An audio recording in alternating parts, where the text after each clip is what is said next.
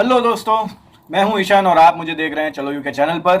तो आज के वीडियो में मैं बात करने वाला हूं कि यूके की कंपनियां जो है वो क्यों स्पॉन्सरशिप प्रोवाइड नहीं करती है या उनको क्या दिक्कतें आती है स्पॉन्सरशिप प्रोवाइड करने में।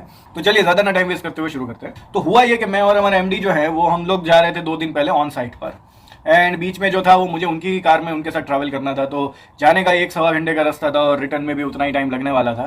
तो इस बीच में मुझे बहुत सारे मौके मिले उनके साथ बहुत सी चीज़ों के बारे में बात करने के, वो भी क्योंकि मैं बहुत न्यू ज्वाइनिंग हूँ, तो वो भी सारी चीज़ों के बारे में मुझे इंट्रोडक्शन दे रहे थे about the company, about the UK, about the laws, so many things we were discussing at that time. तो बातों बातों में ही मुझे एक मौका मिला कि मैंने उनसे ये पूछा कि भाई ये जो स्पॉन्सरशिप का या ये जो सीन है ये यूके में किस तरह से काम कर रहा है। तो फिर उन्होंने जो भी पूरी प्रोसेस है वो मेरे साथ उन्होंने शेयर करी। तो यहाँ पर जो कंपनीज है या जो एम्प्लॉयर्स जो है उनको एक सर्टेन लेवल रीच करना पड़ता है स्पॉन्सरशिप के लिए, एलिजिबल होने के लिए। अब ये कोई सा भी बिजनेस हो सकता है, चाहे वो रेस्टोरेंट है, ढाबा है, या बड़ी कंपनी है, छोटी कंपनी है, उनके एक सर्टेन पैरामीटर्स होते हैं रिगार्डिंग द इंडस्ट्री। तो वो जब वो पैरामीटर मीट कर जाते हैं तभी जाके वो लाइसेंसिंग के लिए या कहें कि स्पॉन्सरशिप लाइसेंस के लिए एलिजिबल होते हैं। फिर वो एलिजिबल जब हो जाते हैं उसके बाद भी वो बोल रहे थे कि वो भी इतना इजीली नहीं मिलता है, उसमें भी शायद बिडिंग लगती है या कहें कि किसी से खरीदना पड़ता है, या वो गवर्नमेंट से खरीदना पड़ता है या किसी एजेंसी से खरीदना पड़ता है।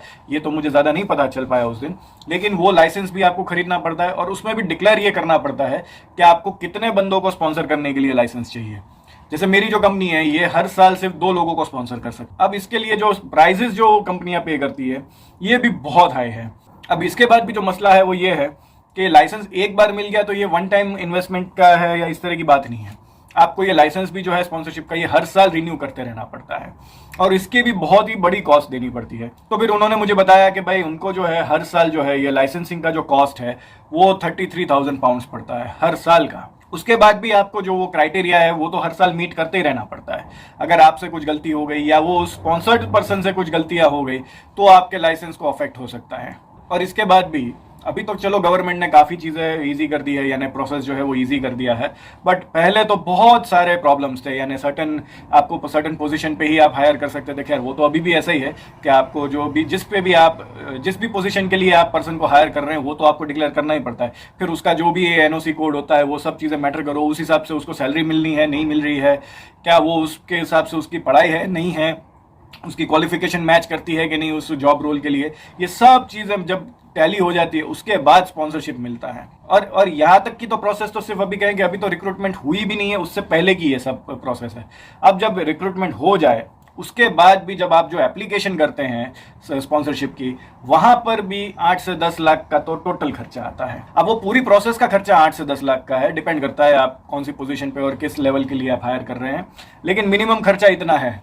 अब ये कई बार क्या होता है कि कंपनियां पूरा का पूरा खर्चा खुद बेयर करती है, या कभी कभार कंपनियां जो है वो एम्प्लॉय के साथ कॉन्ट्रैक्ट करती है कि भाई थोड़ा वो पे करें थोड़ा हम पे करें, या फिर वो सर्टन टाइम लिमिट का कॉन्ट्रैक्ट बन जाता है एम्प्लॉय के साथ कि भाई 3 साल या 5 साल या जितना भी है वो एम्प्लॉय को उस कंपनी के साथ रहना ही पड़ेगा, या फिर अगर उससे पहले छोड़ता है तो फिर वो जो भी है पेनल्टी वो देनी पड़ेगी उसको। या फिर कभी कभार कंपनियां बोलती है कि नहीं भाई पूरा पैसा तुम ही पे करो, हम तो सिर्फ तुमको लेटर प्रोवाइड करा देते हैं। तो ये डिपेंड करता है कंपनी टू कंपनी किस तरह का रहता है। तो ये सब चीज़ें जब हो भी जाए उसके बाद भी ये कोई गारंटी नहीं है कि जो बंदा उनको मिला है, जो एम्प्लॉय उनको मिला है, वो कंपैटिबल रहेगा कि नहीं आगे जाके, वो टिकेगा कि नहीं आगे जाके, क्या वो अच्छी परफॉर्मेंस दे पाएगा नहीं दे पाएगा। अगर उसके साथ कुछ हो गया तो भी कंपनी को लॉस है, अगर उसने कुछ कर दिया तो भी कंपनी को लॉस है। या फिर कभी वो कुछ किसी लीगल मसले में पड़ जाता है, जैसे कि इवन अगर छोटा मोटा कोई एक्सीडेंट ही हो गया और उसके ऊपर केस चलने लग गए तो भी कंपनी का तो प्रॉब्लम शुरू हो गई खड़ी।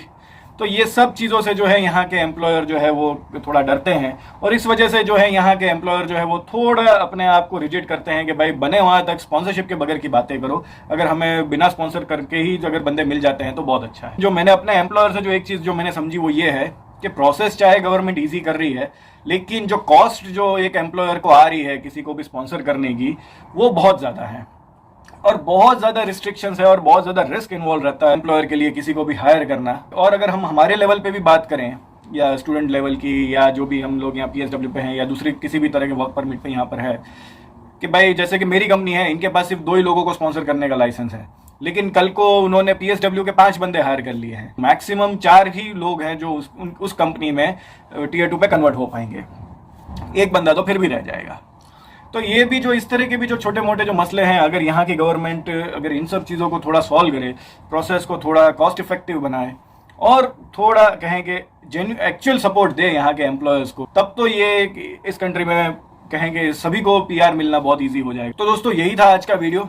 आई होप ये वीडियो आपको पसंद आया हो, और पसंद आया है तो आप इस वीडियो को लाइक एंड शेयर की भरमार करिए, इस पे कमेंट करिए अगर आप इसमें और भी कुछ जानना चाह रहे, कुछ पूछना चाह रहे तो इसी के साथ मैं इस वीडियो को यहीं पे खत्म करता हूँ। And lastly, thank you for watching the video, hope to see you in the next one.